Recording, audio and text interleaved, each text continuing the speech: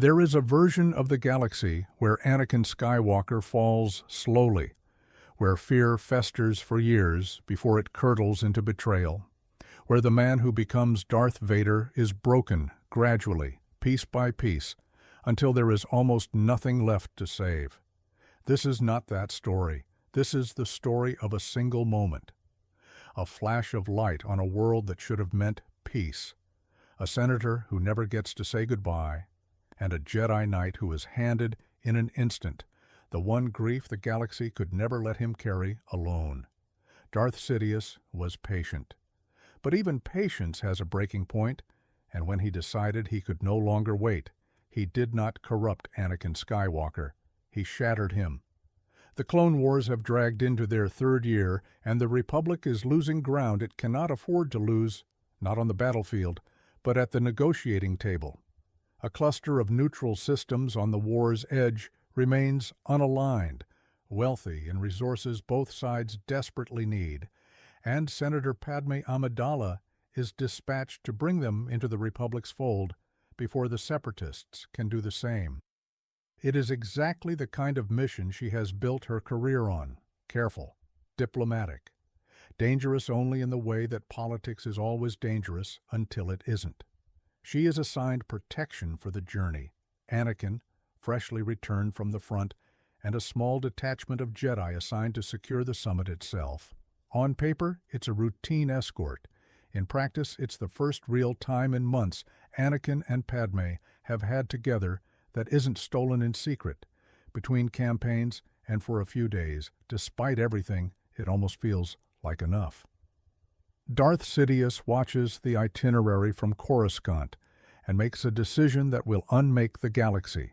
He has spent years cultivating Anakin's fear of loss with patience, subtle, deniable, slow. But patience is a tool, not a virtue, and Sidious has begun to worry that patience is running out of time. The war could end. Anakin could find peace. The perfect apprentice, the perfect weapon he has spent a decade shaping, could simply heal. So he decides to stop waiting for tragedy to happen naturally. He decides to make one. Using contacts buried so deep even the Jedi's intelligence network has no thread to pull, Sidious arranges for explosives to be planted at the summit hall, timed, precise, and utterly deniable. Separatist sympathizers will take the blame. No one will ever trace it back to Coruscant. But there is a problem, and Sidious solves it the way he solves everything, through the dark side. Jedi assigned to protect a location this important should sense danger like this coming. A bomb of this scale disturbs the Force a ripple any trained Jedi should catch, an instinct honed over years of war. So Sidious brings an ancient Sith artifact to bear, a relic capable of clouding perception across a wide radius, smothering the Force's warning the way a hand smothers a candle. The Jedi assigned to the summit, Anakin among them, feel nothing. Not a tremor, not a whisper. For men and women who have learned to trust their instincts with their lives, the silence itself should have been the warning. But how do you suspect an absence? How do you sense the deliberate erasure of your own senses? The summit begins. Padme speaks with the calm conviction that has carried her through 100 rooms like this one about unity, about the cost of standing alone in a galaxy at war, about what the Republic still stands for if systems like these are willing to believe in it. Anakin watches her from across the chamber, close enough to protect her, far enough to let her work. And then the chamber is fire. The explosion is instant and total. There is no warning, no chance to shield her, no window in which anything Anakin has ever learned as a Jedi could have mattered. One moment Padme Amidala is mid-sentence, alive, arguing for a future. The next, she is gone. Anakin reaches her body through smoke and collapsing durasteel, and there is nothing left to save. No last words, no goodbye, no final look of recognition in her eyes. Just the sudden, absolute silence of a person who was there and now is not. He holds what's left of her, and something in him goes with her. Anakin returns to Coruscant hollowed out, carrying a grief that has nowhere to go and a rage that has no target it's allowed to touch. The Jedi Council, in the only language it knows how to offer comfort in, tells him what it has always told its own: grieve, but do not attach. Meditate, let her go. Attachment was always the danger the Order warned him about, and now, in the Council's eyes, here is the proof. They mean it as compassion. Anakin hears it as something else entirely, as an order to erase her, to sit in stillness and dissolve the last thing he has left of the woman he loved, as if peace were just another discipline to master, like a lightsaber form or a meditation technique. It is, without a single one of them intending it, the cruelest thing they could have said to him in that moment. So Anakin does not go to the meditation chambers.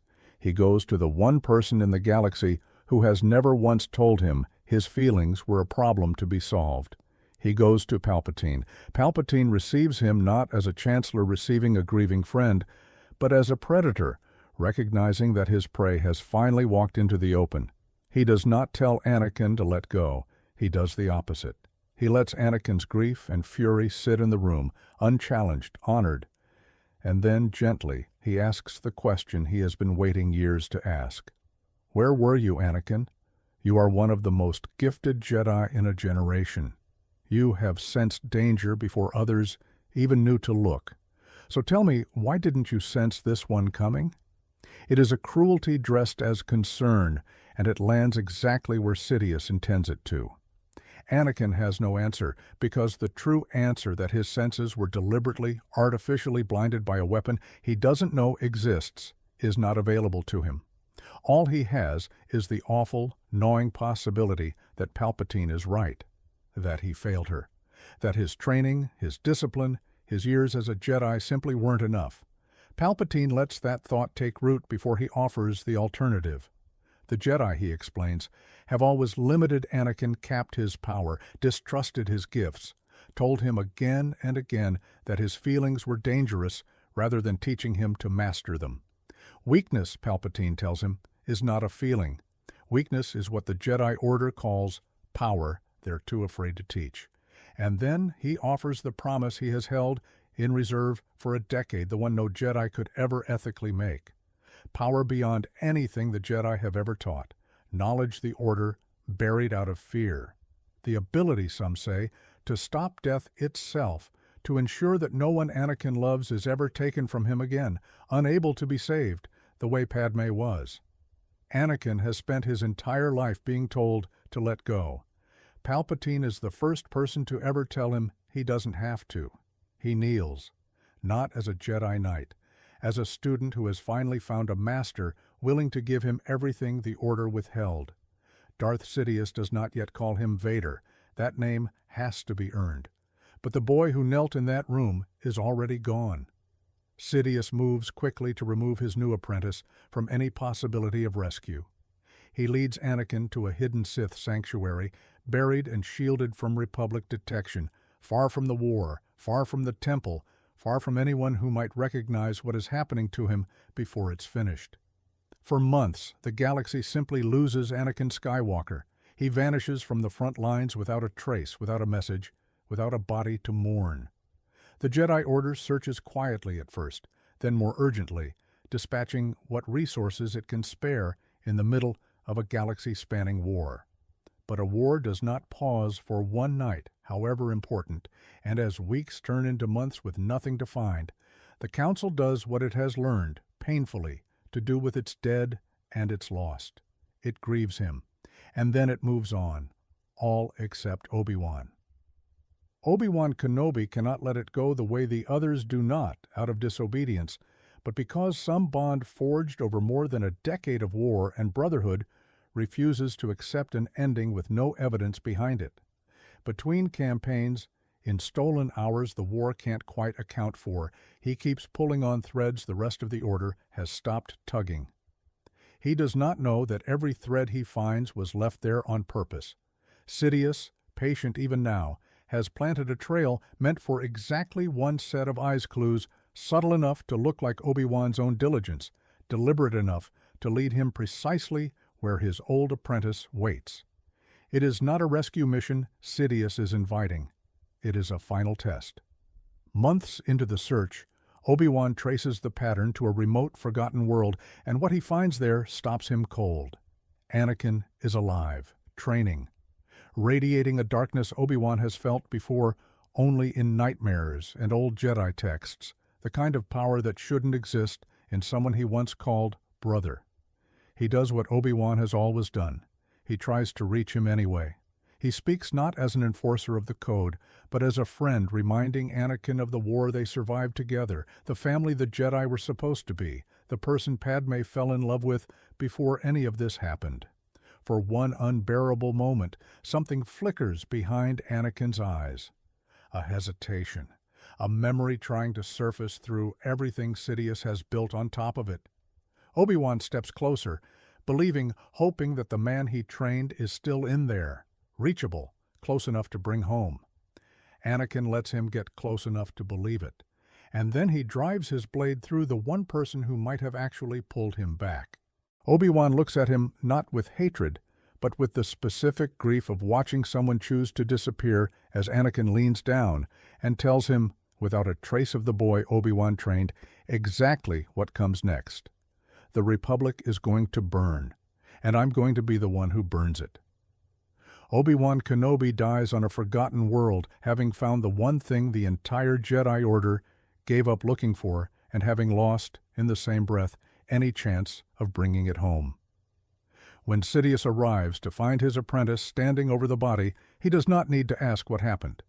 He simply looks at what Anakin has become and gives it a new name. Rise, Darth Vader. The training is complete. The war is entering its final orchestrated act, and Darth Sidious, now openly wielding the full authority of the Chancellery, gives the order that will end the Jedi Order in a single coordinated night. Order 66 ripples across the galaxy, clone troopers everywhere turning on the generals they served beside for years. But the true blade of that night is not the clones. It's Vader. He marches on the Jedi Temple alone, and what happens inside those walls is not a battle. It is an extermination. Knights who trained beside him, masters who taught him, younglings who knew him only as a hero of the war. None of them are prepared for what walks through the temple doors because none of them can reconcile the boy they knew with the thing standing in front of them now. He cuts through all of it without hesitation until only one obstacle remains between him and the temple's heart. Mace Windu. Windu meets him with Vaipad, the one form built specifically to draw on the wielder's own darkness and turn it into a weapon, the one style capable of matching a fallen Jedi's fury with equal ferocity. It is, on paper, the perfect counter. It is not enough. Whatever Vader has become in those hidden months is beyond anything Vaipad was designed to answer. A darkness fed not by discipline, but by a grief so total it burned away everything that could have contained it. Windu fights with everything the Order ever taught him. It doesn't matter. Vader ends the duel, and with it ends the last real defense the Jedi Temple had left. Vader returns to the Chancellor's chambers expecting the war's final act to already be finished. Instead, he finds it still being fought. Grandmaster Yoda, having sensed the slaughter at the temple the instant it began, has come for Sidious himself, lightsaber drawn against the Sith Lord in the heart of the Senate District. It is the duel that was always going to define the galaxy's future, the last Grand Master of the Jedi Order, against the Sith Lord who orchestrated its destruction. And for a moment, it is close. Yoda's mastery of the Force is unmatched in a generation, and Sidious, for all his power, has never faced him blade to blade with nothing held back. Then Vader arrives. Yoda, already fighting the architect of everything the galaxy has just lost, now faces the apprentice as well, the former chosen one, the boy the prophecy was supposed to be about, standing on the wrong side of the only fight that could have stopped this. 2 against 1 is not a fair fight, even for a Grand Master. Yoda fights with everything 900 years of wisdom and mastery can offer him. It is not enough either. Between them, Master and apprentice bring down the last Jedi capable of standing against them both, and with Yoda's fall, there is no one left in the galaxy who can challenge what Sidious has built. In the days that follow, Darth Sidious stands before the Senate and declares the Republic reborn as the Galactic Empire, a new order, he tells them, built from the ashes of a war-torn galaxy, guided by strength instead of the failed idealism of the Jedi. Beside him stands Darth Vader, not the reluctant, half-turned figure of other stories, still tethered by fragments of the man he was. This Vader was made in a single afternoon of fire and grief, sharpened in hidden months no one witnessed, and finished the night he killed the only person still looking for him.